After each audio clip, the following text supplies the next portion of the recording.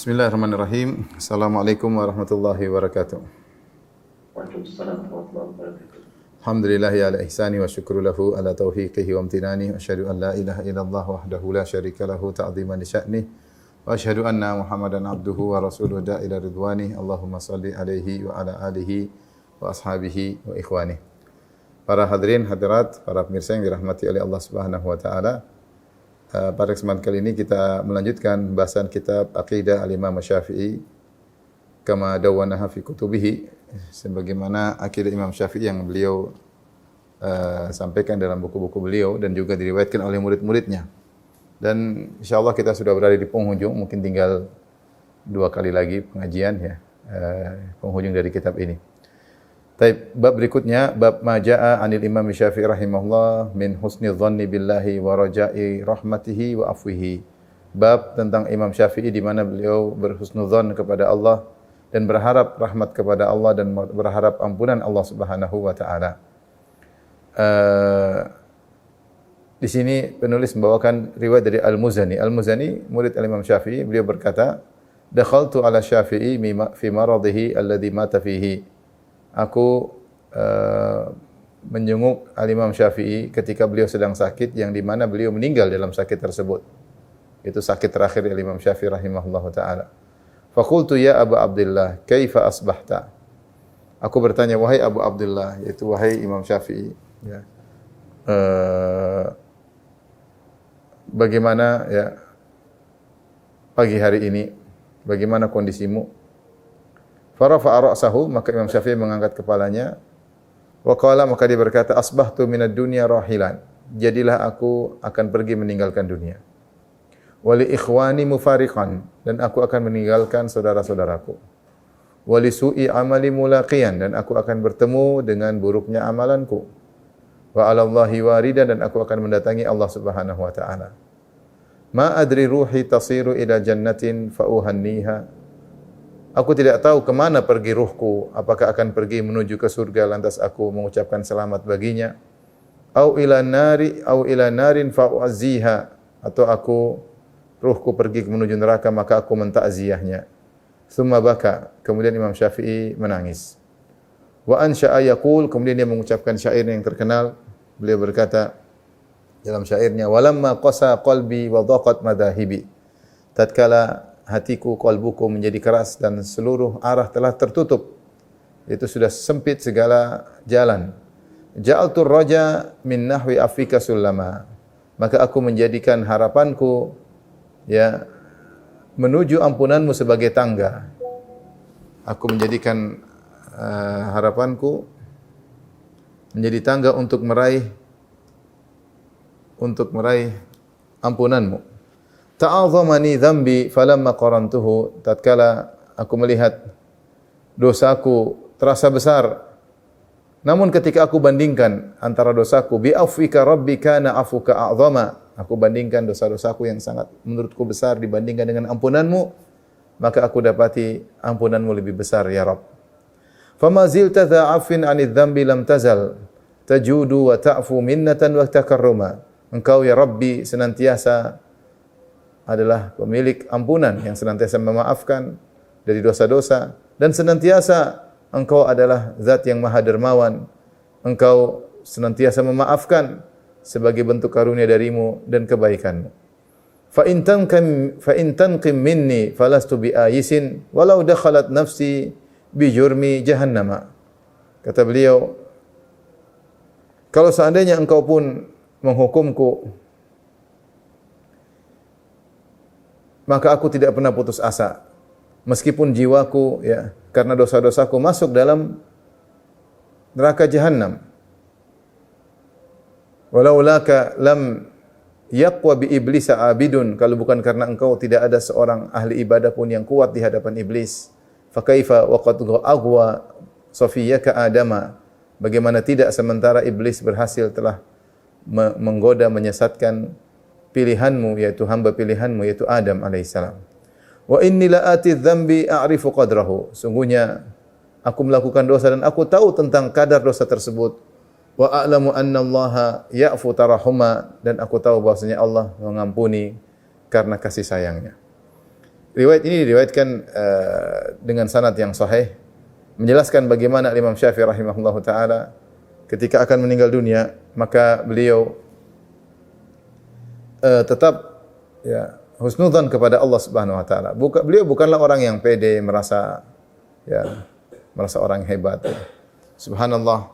Kalau kita baca bagaimana Al-Imam Syafi'i luar biasa ya. Ya, Al-Imam Syafi'i yang luar biasa. Kemudian bagaimana ilmunya ya. Bahkan di akhir hayatnya disebutkan oleh Az-Zahabi dalam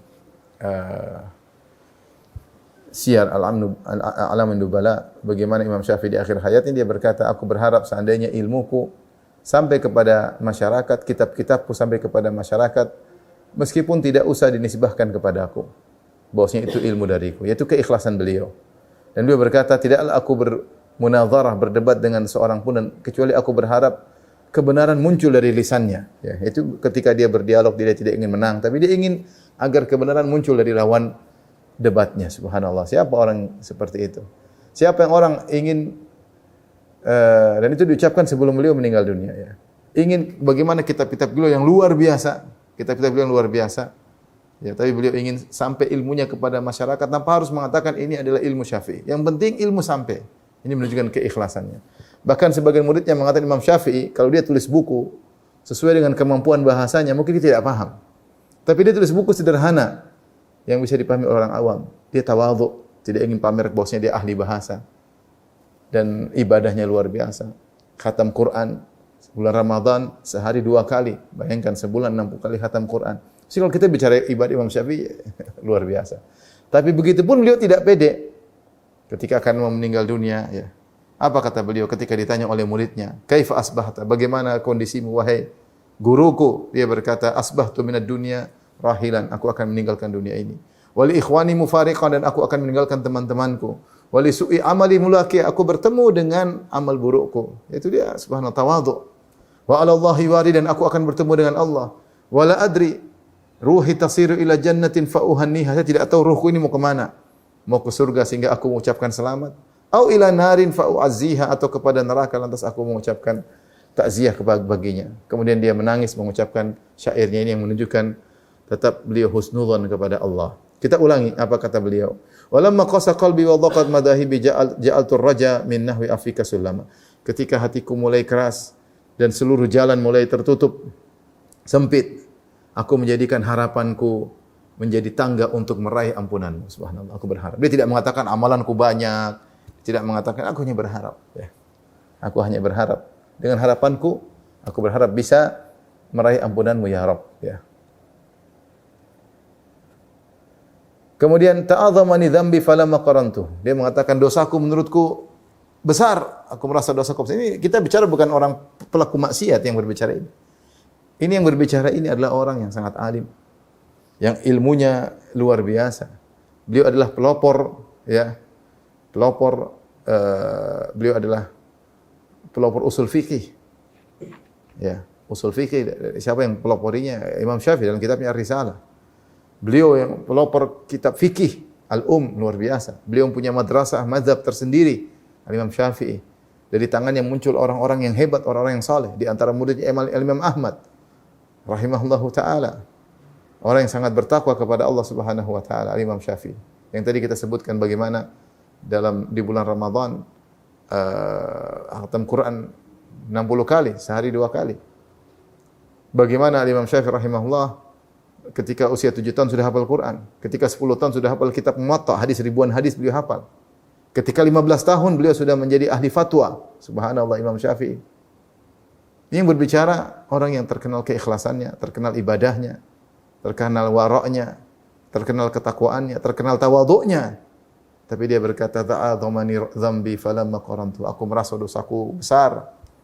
Namun ketika aku bandingkan dengan bi afwika rabbi kana afuka a'zama. Aku bandingkan dengan ampunanmu yang luas ya Rabbku, aku lihat ampunanmu lebih luas. Maksudnya beliau tidak sombong, tidak angkuh, tidak pede, tidak merasa tenang nanti saya masuk surga, tenang nanti murid-muridku saya masukkan surga, tenang saya punya surga sendiri, tenang saya nanti matikan neraka. Enggak sama sekali. Ini Imam Syafi'i.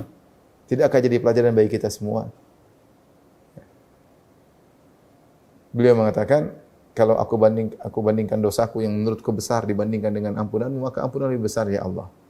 Famazil tadha'afin 'ani dzambi lam tazal tajudu wa ta'fu minnatan wa takarruma. Senantiasa engkau memaafkan, engkau senantiasa memaafkan. Dan di antara nama Allah adalah Afu. Al-Afu, tuhibbul afwa, engkau adalah afuwun, yang Maha maafkan, mencintai memaafkan. Engkau senantiasa memaafkan dosa-dosa dan senantiasa engkau dermawan, memberikan kenikmatan, memberikan karunia. Wa ta'fu, dan engkau maafkan, minnatan wa takarruma. Engkau maafkan bukan apa-apa, tapi karena karuniamu dan karena kebaikanmu. Ya bukan karena kita berhak dimaafkan, enggak. Allah maafkan kita, kenapa? Karena karunia Allah. Artinya kalau kita bayangkan kita di manusia, Allah udah kasih kita banyak kenikmatan, terus kita bermaksiat, kan kurang ajar banget ya.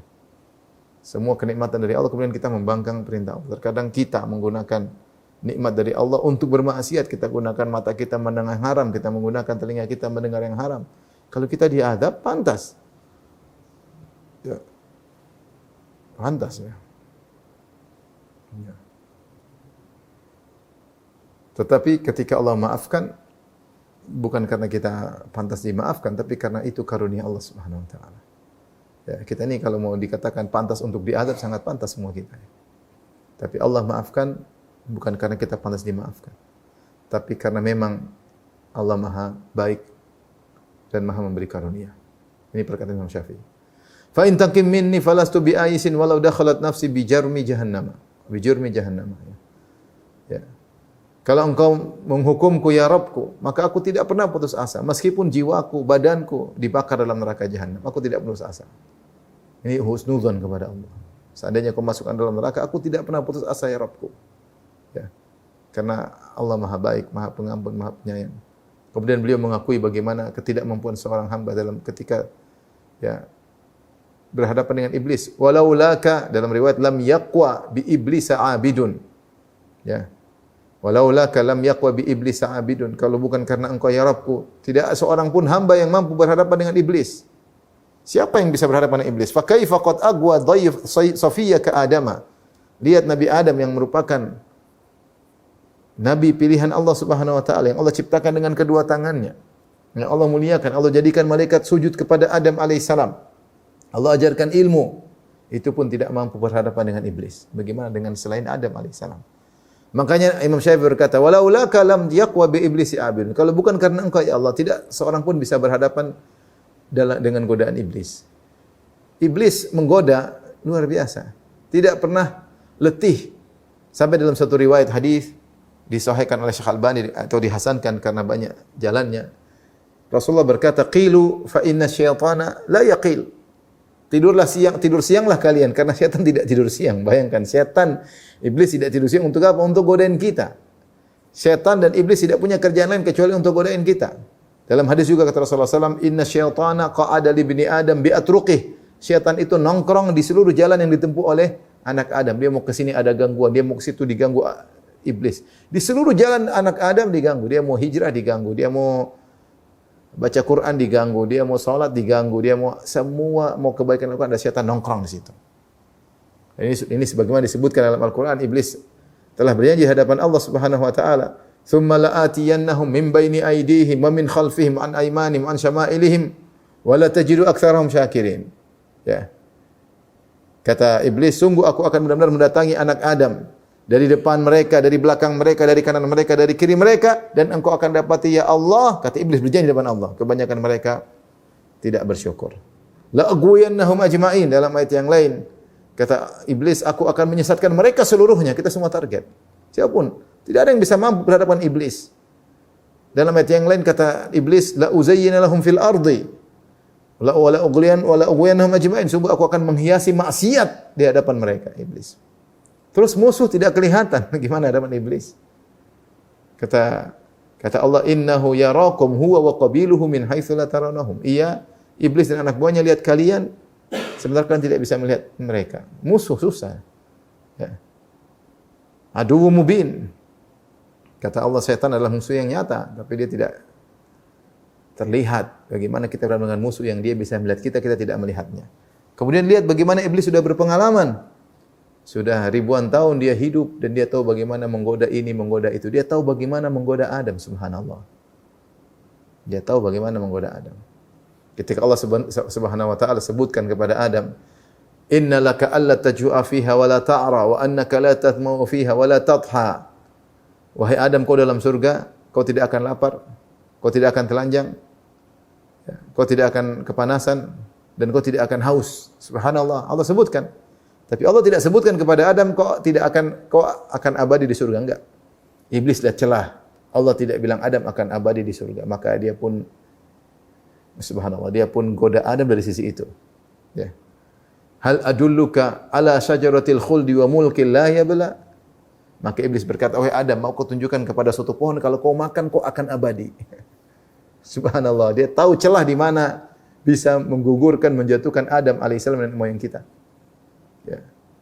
Karena Allah tidak sebut tentang abadi, dia maukah kau makan buah? Dia sebutkan pohon tersebut dengan pohon keabadian, padahal bohong. Tapi bilang ini pohon keabadian. Wa mulkin la yabla, dengan kekuasaan yang tidak pernah sirna. Adam tergoda di situ. Bahkan kata iblis, kata Allah, wa qasamahuma inni lakum minan nasihin. Dan iblis pun bersumpah di hadapan Adam, aku ini ingin kebaikan bagimu. Kalau musuh seperti ini punya pengalaman, dia tahu si fulan caranya digoda dengan wanita, digoda dengan jabatan, digoda dengan sombong, digoda dengan riya, digoda dengan diakui-akui orang, digoda.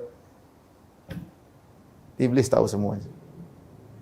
Benar kata Imam Syafi'i, laulaka lam yaqwa bi iblis abidun. Kalau bukan karena engkau tidak ada yang mampu berhadapan dengan iblis, enggak ada yang mampu. Bagaimana siapa yang berani mampu sementara Adam alaihissalam Safiyak, yaitu nabi yang dipilih oleh Allah, ternyata tidak mampu berhadapan dengan iblis. Maksudnya tidak ada ujub sama sekali di hati Imam Syafi'i, luar biasa. Dia akui. Kemudian dia berkata, wa inni la ati dzambi a'rifu qadrahu. Sungguh ketika aku melakukan dosa, aku tahu dosa itu enggak bagus. Wa alamu anna Allah ya'fu tarahuma, tapi aku tahu Allah Maha Pengampun karena kasih sayangnya. Ini husnudzan dari Imam Syafi'i di akhir hayatnya kepada Allah, tanpa ada kesombongan, tanpa keangkuhan, tidak mengatakan saya yang telah begini, saya yang telah begini, enggak. Tetap orang alim seperti itu. Apa kata Nabi sallallahu alaihi wasallam? Innal mu'min yara dhunubahu ka'annahu qa'idun tahta jabalin yakhafu an yaqa' alaih. Sungguhnya orang mukmin itu melihat dosa-dosanya seperti dia berada duduk di bawah sebuah gunung, seakan-akan gunung tersebut suatu waktu bisa menimpanya. Wa innal munafiqa yara dhunubahu kadhubabin marra al-anfihi fayaqulu hakadha. Adapun orang munafik, dia melihat dosa yang dilakukan seperti lalat yang lewat, dia tinggal begini aja. Dia tidak pedulikan dengan dosanya. Saya pikir subhanallah Imam Syafi'i yang tadi saya sebutkan biografi singkatnya, bagaimana takwanya, waraknya, zuhudnya, semua lengkap. Hafalannya, itu pun tidak memandang dosa yang dilakukan kecil. Ya. Dan di akhir ayatnya dia berhusnudzan kepada Allah Subhanahu wa taala. Itu benarlah sabda Nabi sallallahu alaihi wasallam, la yamutanna ahadukum illa wa huwa yuhsinu dhanna billahi azza wa jalla. Janganlah sekali-sekali seorang dari kalian meninggal kecuali dia berhusnudzan kepada Allah Subhanahu wa taala. Husnudzan kepada Allah, Allah Maha Pengampun, Allah Maha Penyayang. Tidak susah bagi Allah untuk mengampuni hamba-hambanya. Bukan karena kita berhak untuk diampuni, tapi memang Allah sangat baik. Allah Maha Dermawan, Allah Maha Mulia, dan seterusnya. Dan ini seperti perkataan Abu Nawas, disebutkan dalam syair, dia berkata, Ya Rabbi, in azumat dhunubi kathratan wa laqad alimtu bi anna afwaka a'zamu. In kana la yarjuka illa muhsin, fabiman yaludhu wa yastajiru al-mujrimu. Mali ilaika wasilatan illa raja. Ya. Wa bi jamili afika thumma anni muslimu. Kata Abu Nawas, ya. Ya Rabbku, in azumat dhunubi kathratan, kalau dosaku sudah sangat banyak, wa laqad alimtu bi annaka afwaka azam, bi anna afwaka azam. Sungguh aku telah tahu bahwasanya ampunanmu lebih besar daripada dosa-dosaku. In kana la yarjuka illa muhsinu. Kalau yang bisa berharap, boleh berharap kepada engkau, yang boleh menggantung harapan cuma orang-orang yang baik. Fabiman yaludhu wa yastajirul mujrim. Terus orang pendosa dia bersahar kepada siapa ya Rabb?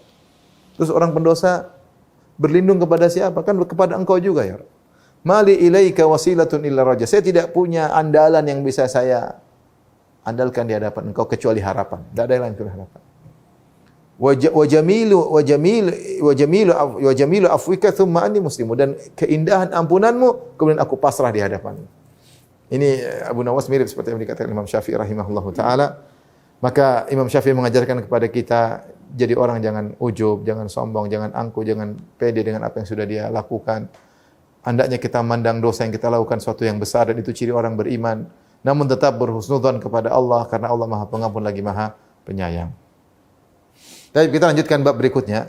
Babun ma jaa'a 'anil Imam Syafi'i rahimahullahu fi fitnatil qabr wa ni'imihi wa adzabihi.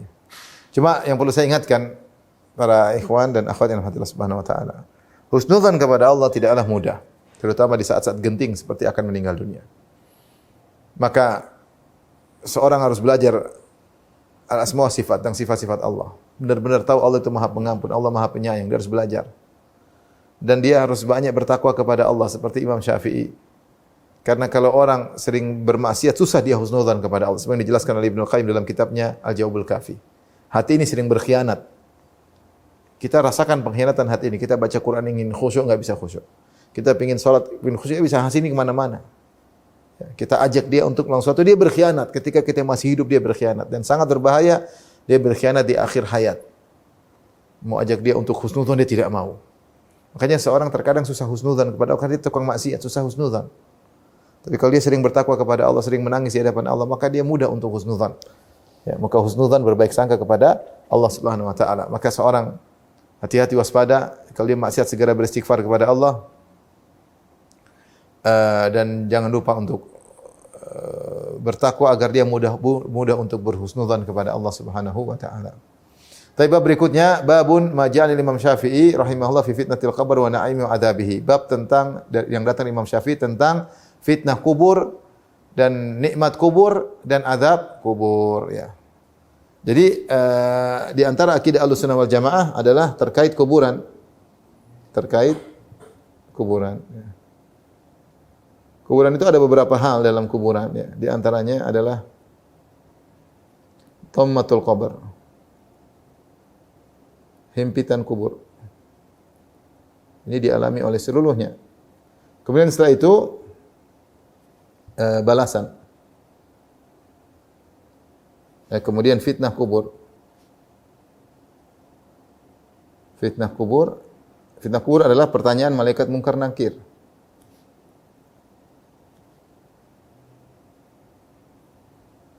Malaikat Munkar Nakir. Munkar dan Nakir. Kemudian setelah itu hasilnya ada dua kemungkinan.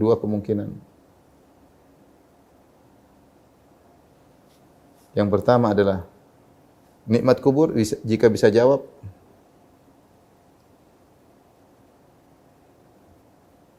Nikmat kubur. Yang kedua, jika tidak bisa jawab,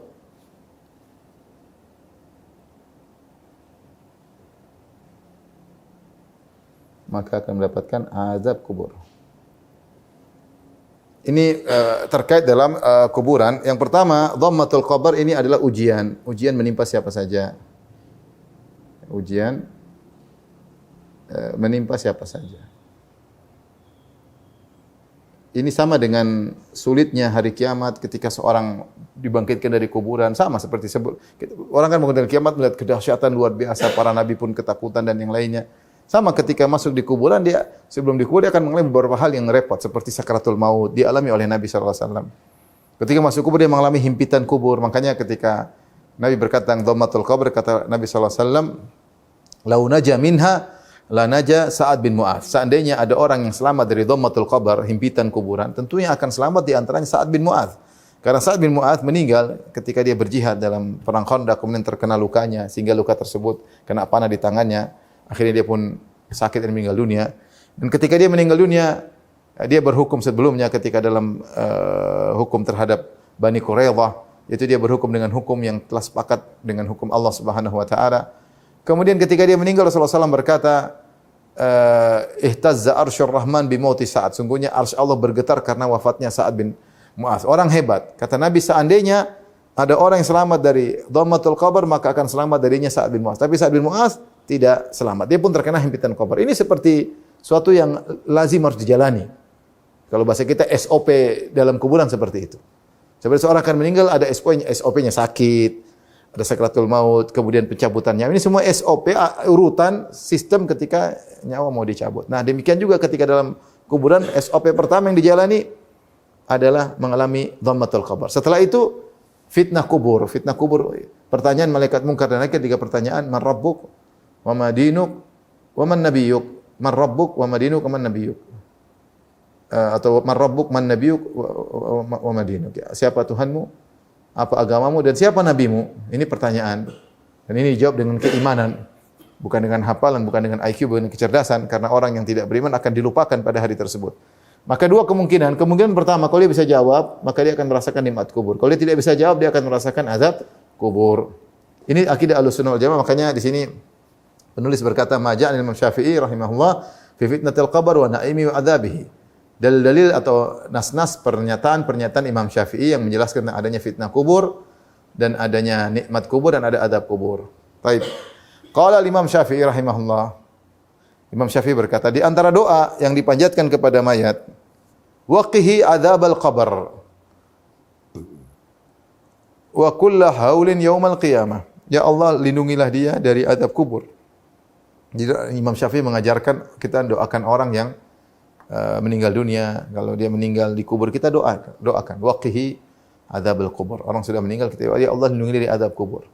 Wa kullu haulin yaumal qiyamah, dan lindungilah dia dari kengerian pada hari kiamat kelak. Artinya diringankan.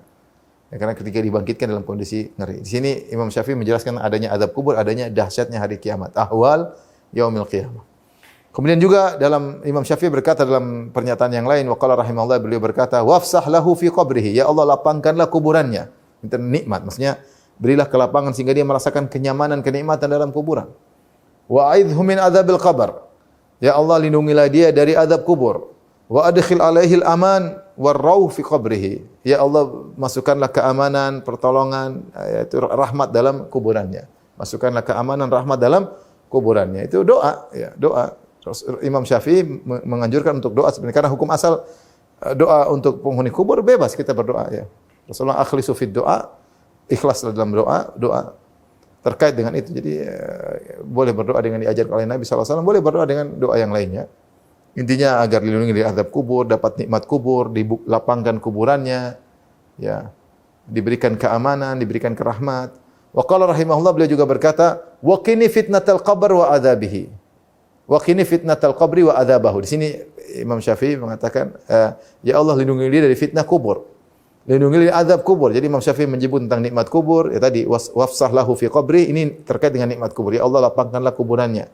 Wa adkhil alaihi al-aman war-rauh fi qabrihi. Masukkan dalam rasa keamanan, rahmatmu dalam kuburan, terkait dengan nikmat kubur. Kemudian Imam Syafi'i juga berkata, waqihi fitnatal qabr. Ya Allah, lindungilah dari fitnah kubur. Wa adzabahu, dan azab kubur. Wafsah lahu fi qabrihi, lapangkanlah kuburannya. Wa jafil arda an janbaihi. Ya Allah, biarkan bumi menjauh dari 2 lambungnya. Walaqihi bi rahmatika al-amna min adzabika, atau waqihi mungkin ya. Waqihi bi rahmatika, atau walaqihi bi rahmatika al-amna min adzabika hatta tab'atsahu ila jannatika ya arhamar rahimin. Berikanlah dengan rahmatmu rasa aman dari azabmu ya Allah, sampai dia dibangkitkan menuju surgamu ya arhamar rahimin, wahai yang maha penyayang. Sini jelas, jadi Imam Syafi'i menjelaskan tentang akidah Ahlussunnah wal Jamaah, itu beriman kepada tentang kuburan. Jadi kita tahu bahwasanya alam ada 3 secara umum. Demi.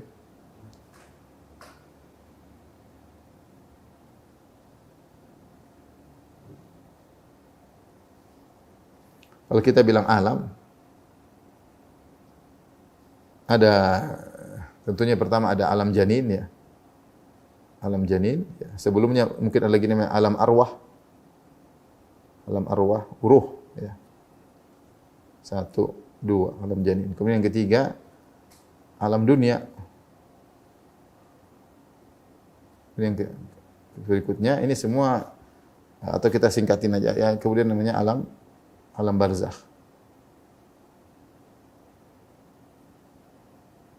Atau kita bagi 3 aja biar mudah, enggak bingung.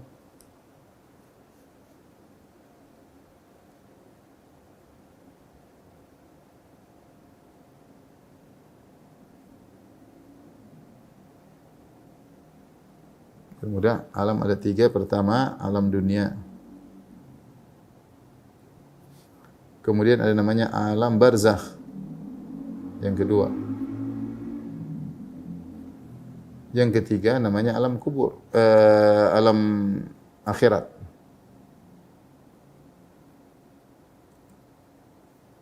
Alam akhirat. Taib alam dunia yang kita sedang jalani. You are here ya, kita sedang jalani.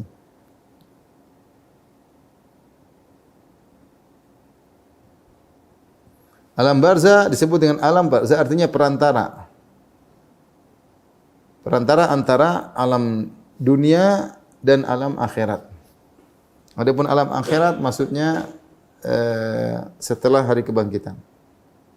Setelah hari kiamat.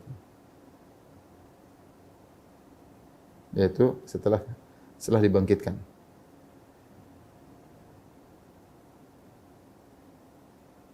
Baik. Alam barzah ini dikenal juga nama dengan alam kubur, dikenal dengan nama alam kubur.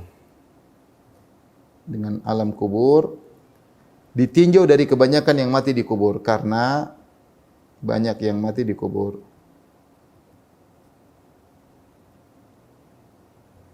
Namun jika seorang meninggal meskipun tidak dikubur, dia akan masuk dalam alam barzah. Misalnya dia dimakan singa, misalnya dimakan ikan hiu, misalnya dibakar atau meledak tubuhnya. Meskipun tidak dikubur, dia masuk dalam suatu alam yang alam perantara. Wa mi waraihim barzakhun ila yaumi yub'atsun. Ya, di belakang mereka ada barzakh yaitu alam perantara sampai hari mereka dibangkitkan. Itu disebut dengan alam barzakh. Ini alam tersendiri, masing-masing alam ini punya sifat tersendiri. Masing-masing punya ciri khas sendiri.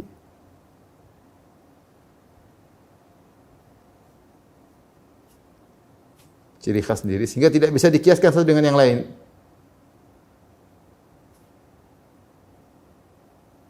Sehingga tidak bisa dianalogikan satu dengan yang lain.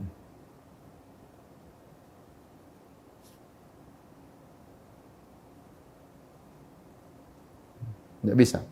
Maksudnya kalau kita misalnya bilang, Ustaz, kita buka kuburan kok enggak ada katanya begini. Itu yang kamu buka kuburan itu alam dunia. Ini kan dunia. Alam tersendiri. Alam tersendiri. Meskipun seorang tidak dikubur, dia maksudnya alam tersendiri. Kalau kita tidur ada alam mimpi. Alam mimpi alam tersendiri. Alam barzah alam tersendiri. Ada alam sendiri. Dimensi berbeda kalau bahasa kita. Dimensinya lain. Ruh masuk dalam dimensi baru. Kalau kita buka kok enggak ada katanya diperluas, disempit. Buka biasa-biasa aja. Enggak ada. Terkadang Allah tampakkan, terkadang seorang baru dikubur ternyata dibuka sudah berdarah-darah, sudah hangus. Itu terkadang, tidak selalu begitu. Tapi asalnya alam itu alam tersendiri, dimensi tersendiri kita enggak tahu. Dia masuk dalam dunia, alam tersendiri. Makanya kalau orang sudah meninggal yang namanya ruh bergentayangan enggak ada ya. Dia masuk dalam alam namanya alam barzakh, disebut alam kubur. Nanti dia akan dibangkitkan lagi dalam masuk alam berikutnya yaitu namanya alam akhirat, alam kebangkitan. Nah, barzakh artinya perantara antara alam dunia dengan alam akhirat. Maka ini harus kita imani, jangan kita menggunakan logik kita, akal kita, karena orang-orang yang menolak alam barzah kebanyakan mereka menganalogikan alam barzah dengan alam nyata. Kok enggak mungkin lah, dunia kan di bawah sempit gimana? Mereka bicarakan tentang alam dunia padahal Allah menyatakan mereka alam tersendiri namanya alam barzah. Baik, kita lanjutkan. Babun ma ja'ani Imam Syafi'i rahimahullah fi ma yantafi'u bihil mayyit min fi'li ghairihi.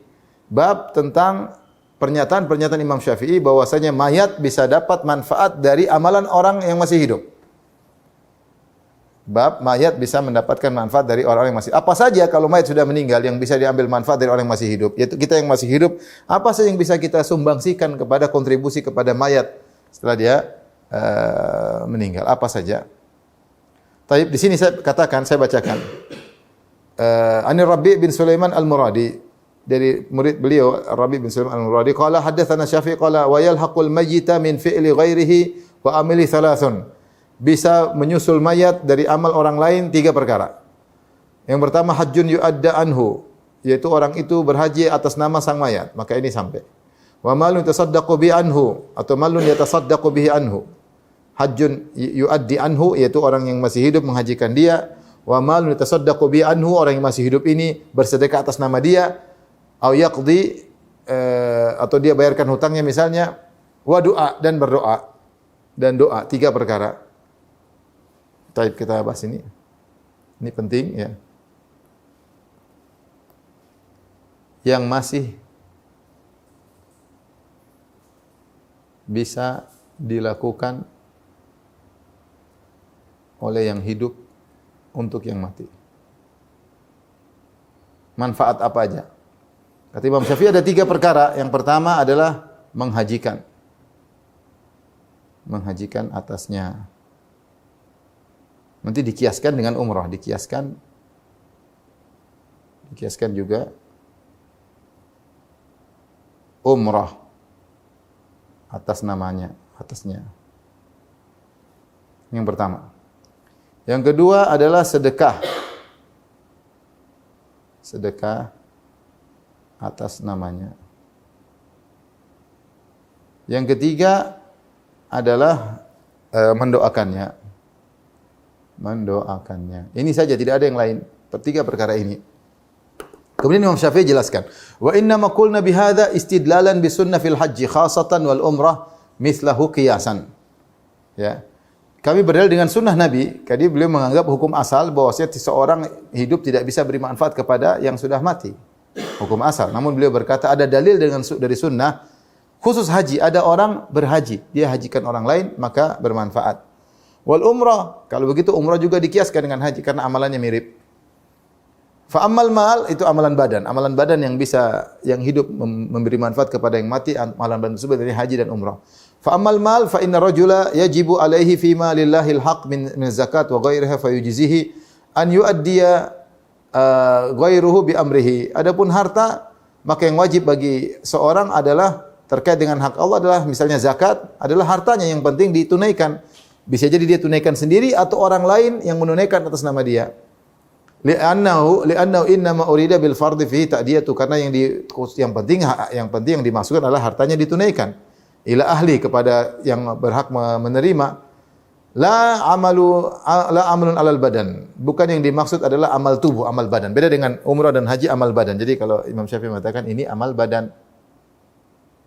Amal terkait badan. Ini terkait harta.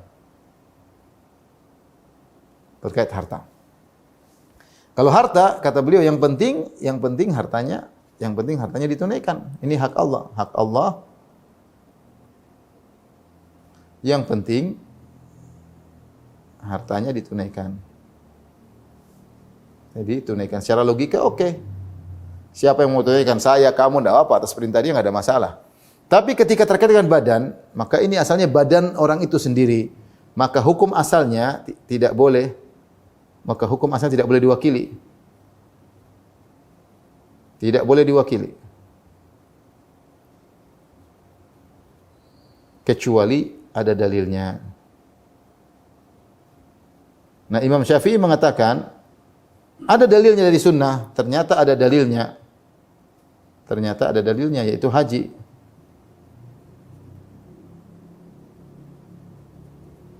Yaitu haji.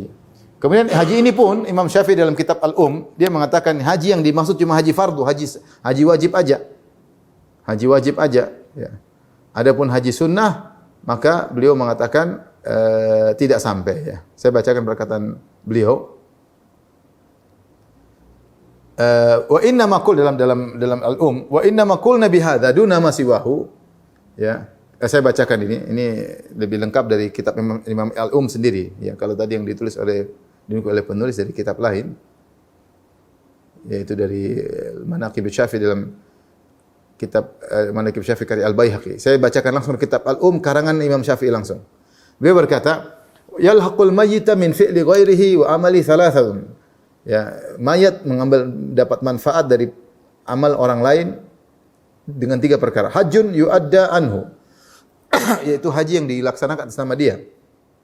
Wa malu tasaddaqu bi anhu au yuqdha, harta yang disedekahkan sama dia atau untuk menunaikan kewajibannya. Wa du'aun, doa. Fa amma siwa dzalika, adapun yang lainnya min salatin aw siyamin fa huwa li fa'ili dunal mayyit. Adapun salat dan puasa, kalau seorang ingin berpuasa atas nama mayat, salat sama mayat maka tidak bisa. salat dan puasa berlaku hanya pada pelakunya yang melakukannya, bukan atas mayat. Dunal mayit, tidak bisa atas nama mayat. Kenapa? Jadi ini bukan kirim pahala haji ya, tapi menghajikan atas nama. Menghaji atas nama. Bolehkah kita salat atas nama mayat? Kata Imam Syafi'i enggak boleh. Bolehkah kita puasa nama mayat? Kata Imam Syafi'i enggak boleh. Yang boleh cuma haji. Kenapa haji haja? Beliau jelaskan. Innama qulna bihadza duna ma siwahu istidlalan bi sunnah fil haji khassatan wal umrati mithlahu wal umratu mithluhu. Kami berdalil dengan ini tidak kami hanya boleh haji saja. Kenapa? Karena ada dalilnya dari sunnah khusus haji. Adapun umrah kita kiaskan. Wa dzalikal wajibu duna tatawwu. Ini pun kami batasi. Yang boleh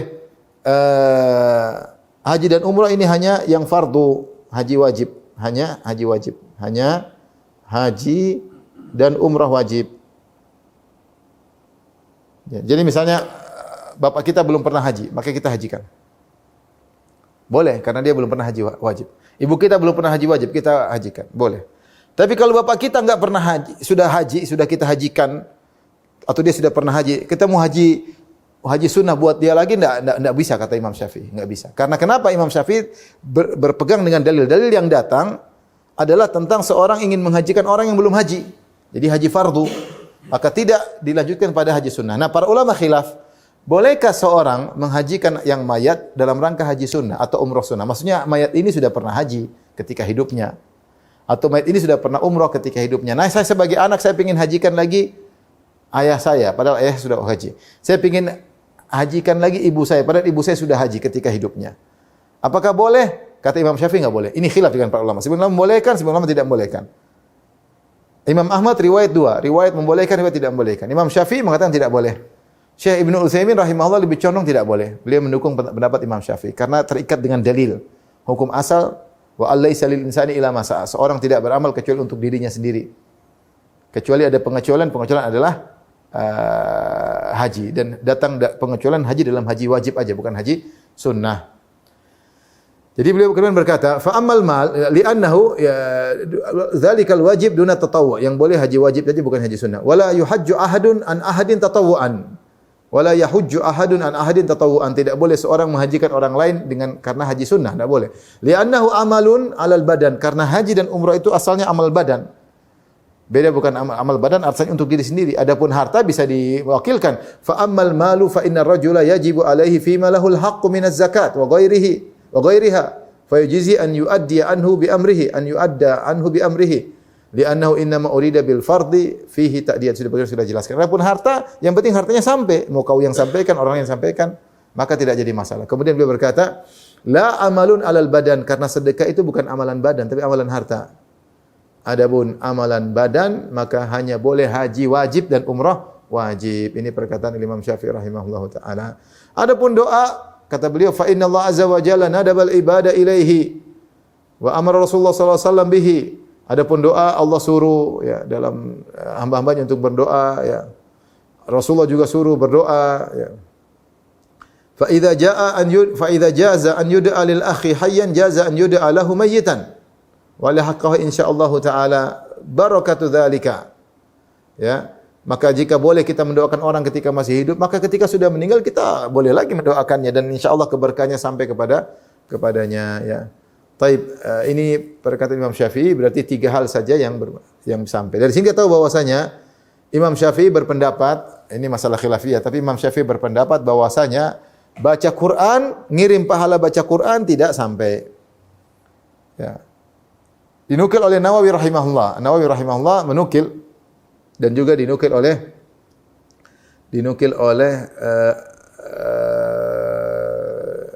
Ibnu Katsir. Dan dua-duanya adalah ulama Syafi'iyah. Imam Nawawi ahli fikih dalam mazhab Syafi'i, Ibnu Katsir ahli tafsir dan ahli sejarah dari mazhab Syafi'i. Dua-duanya menukil bahwasanya menurut Imam Syafi'i kalau kirim pahala baca Quran tidak sampai. Ingat ini masalah khilafiyah, ada ulama yang membolehkan. Kita tidak berbicara tentang mana yang benar, mana yang tidak benar tapi kita bicara tentang mazhab Imam Syafi'i dalam hal ini. Taib. Apa kata Imam Nawawi? Rahimahullah, beliau berkata dalam Al-Minhaj Syarah Sahih Muslim jilid 11 halaman 58, wa amma qira'atul Qur'ani wa ja'lu thawabiha lil mayyit was salatu anhu wa nahwuhuma fa madzhab Syafi'i wal jumhur annaha la talhaqul mayyit. Adapun baca Quran dan menjadikan pahalanya untuk mayat, untuk si mayat, atau salat atas nama mayat, maka menurut mazhab Syafi'i dan mayoritas ulama tidak sampai kepada mayat. Ini perkataan Imam Nawawi. Nukil perkataan Imam Syafi'i. Dan ini menurut dia pendapat Imam Syafi'i, pendapat mayoritas ulama. Demikian juga dalam Syarah Sahih Muslim jilid 1/90 beliau berkata, "Wa amma qira'atul Qur'ani fal masyhuru min madhhab Syafi'i annahu la yasilu thawabuha ilal mayyit." Adapun baca Quran, maka yang masyhur dari pendapat Imam Syafi'i tidak sampai kepada pahalanya kepada mayat. Wa qala ba'du ashabi yasilu thawabu ilal mayyit. Ada sebagian ulama mazhab Syafi'iyah yang mengatakan sampai. Adapun Imam Syafi'i memang tidak sampai. Jadi benar ada sebagian ulama Syafi'i yang mengatakan sampai, tapi kita bicara pendapat Imam Syafi'i. Wa dalilu Syafi'i wa muwafiqihi, adapun dalilnya Imam Syafi'i dan orang-orang yang mendukung pendapat Imam Syafi'i tidak sampainya pahala baca Quran, apa dalilnya? Qaulullah Ta'ala, firman Allah Subhanahu wa taala, wa allaisa lil insani illa ma sa'a. Bahwasanya tidak ada bagi manusia kecuali apa yang dia usahakan sendiri. Tidak ada bagi manusia ganjaran kecuali yang dia usahakan sendiri, bukan usaha orang lain, bukan amal orang lain, amal dia sendiri. Wa qaulu Nabi sallallahu alaihi wasallam, juga dalilnya sabda Nabi sallallahu alaihi wasallam, "Idza mata ibnu Adam in qata amalu illa min thalath." Kalau anak Adam sudah meninggal dunia, seluruh amalnya terputus kecuali ada 3. Shadaqatun jariyah, sedekah jariyah. Wa ilmun yantafa'u bihi, ilmu yang bermanfaat. Awaladun shalihun yad'u, anak soleh yang mendoakannya. Di sini jelas Imam Syafi'i pendapatnya baca Quran paling tidak sampai dinukil oleh Imam Nawawi, dan ini bahkan pendapat mayoritas dari Imam Nawawi. Demikian Ibnu Katsir menukil dalam tafsirnya, tafsir ayat ini surat An-Najm ayat 39 kita bacakan. Kama la yuhmalu alaihi wizru ghairihi. Demikian juga sebagaimana seorang tidak memikul dosa orang lain, kadzalika la yahsulu minal ajr illa ma kasabahu li nafsihi. La yuhassilu minal ajr illa ma kasabahu li nafsihi. Demikian juga dia tidak menanggung dosa orang lain, dan dia juga sebaliknya dia juga tidak mendapat ganjaran pahala kecuali yang dia kerjakan sendiri. Wa min wa hadhil ayah, ya, dalilnya ini, wa allaisa lil insani illa ma sa'a, ya. Wa min hadhil ayah, dari ayat ini istambata Syafi'i, Imam Syafi'i mengambil dalil rahimahullah. Wa man ittaba'ahu, demikian juga orang yang mengikuti Imam Syafi'i. Berdalil ayat ini, annal qira'ata la yasilu ihda'u thawabiha ilal mauta. Bahasanya bacaan Quran pahalanya tidak bisa dihadiahkan, tidak bisa sampai kepada orang yang sudah meninggal. Li'annahu laisa min amalihim wala kasbihim, karena bacaan tersebut bukan amal perbuatan orang-orang yang sudah meninggal, tapi orang yang masih hidup, maka orang meninggal tidak akan mendapatkannya. Walihada lam yandub ilaihi Rasulullah sallallahu alaihi wasallam ummatahu. Oleh karenanya Nabi tidak pernah menyuruhkan umatnya untuk kirim pahala Quran kepada mayat-mayat sudah meninggal. Wala hathahum alaihi, dan Rasulullah SAW juga tidak pernah memotivasi mereka. Wala arsyadahum ilaihi binassin wala ima, dan Rasulullah SAW tidak pernah mengarahkan membimbing mereka untuk melakukannya, baik dengan nas maupun dengan isyarat, tidak pernah. Walam yunqal dzalika an ahadin minas sahabah radhiyallahu anhum. Dan tidak diriwayatkan seorang sahabat pun yang menyuruh untuk mengirim pahala atau melakukan kirim pahala Quran kepada mayat. Tidak pernah sahabat seorang pun. Walau kana khairan lasabaquna ilaihi. Kalau ngirim pahala baca Quran itu baik, tentunya para sahabat sudah mendahului kita melakukannya. Wa babul qurbat yuqtasaru fihi ala nusus. Ya, adapun bab tentang amal soleh maka harus dibatasi sesuai dengan dalil, tidak boleh berlebihan. Harus ikut dalil. Wala yutasarrafu fihi bi anwa'il aqisah wal ara, maka tidak boleh seorang menggunakan kias-kias atau pendapat-pendapat. Dalilnya bagaimana, ikuti saja. Fa amma du'a was sadaqatu fadzalika mujma'un ala wusulihima. Adapun doa dan sedekah maka ijma' sampai kepada mayat. Wa mansusus minasyari alaihima, dan ada dalil dari syariat tentang bolehnya hal tersebut. Jadi kita pahami bahwa Imam Syafi'i rahimahullah berpendapat baca Quran tidak sampai kepada mayat. Demikian juga salat atas nama juga tidak sampai, dan dinukil oleh Imam Nawawi dan juga Imam Ibnu Katsir. Terakhir saya ingin menyampaikan beberapa peringatan, ya, bahwasanya meskipun Imam Syafi'i ini pendapat, kita harus munsif, kita jujur. Imam Syafi'i meskipun beliau berpendapat bahwasanya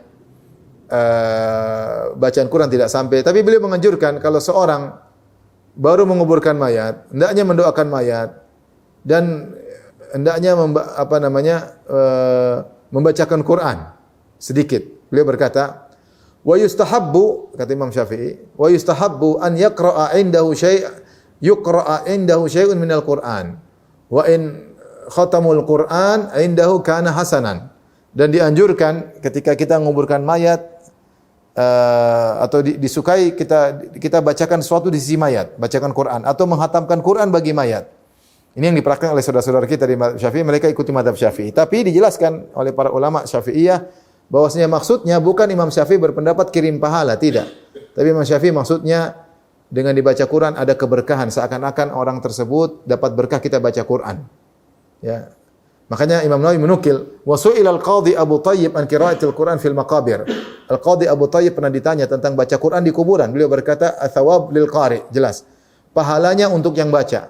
Wa yakunul mayyit kal hadir turja lahu rahmatu wal barakah. Maka orang yang mayat tadi seakan-akan hadir mendengar, maka diharapkan dia juga dapat keberkahan. Jadi bukan Imam Syafi'i mengatakan pahala Quran untuk mayat ketika dibaca, bukan, tetapi pahala tetap untuk yang baca, tapi diharapkan dia dapat keberkahan karena kita baca Quran di kuburannya. Jadi baca Quran untuk penghuni kubur. Ini salah pendapat ulama Syafi'iyah dalam rangka bukan untuk merasa baca Quran di kuburan lebih afdal, lebih berkah, baca Quran di kuburan wali, enggak, tetapi dalam rangka orang ini biar bisa dapat berkah dari bacaan kita.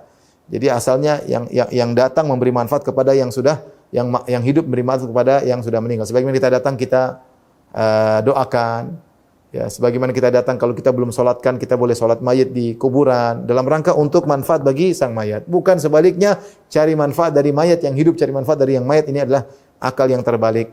Taib, ini saja yang bisa saya sampaikan.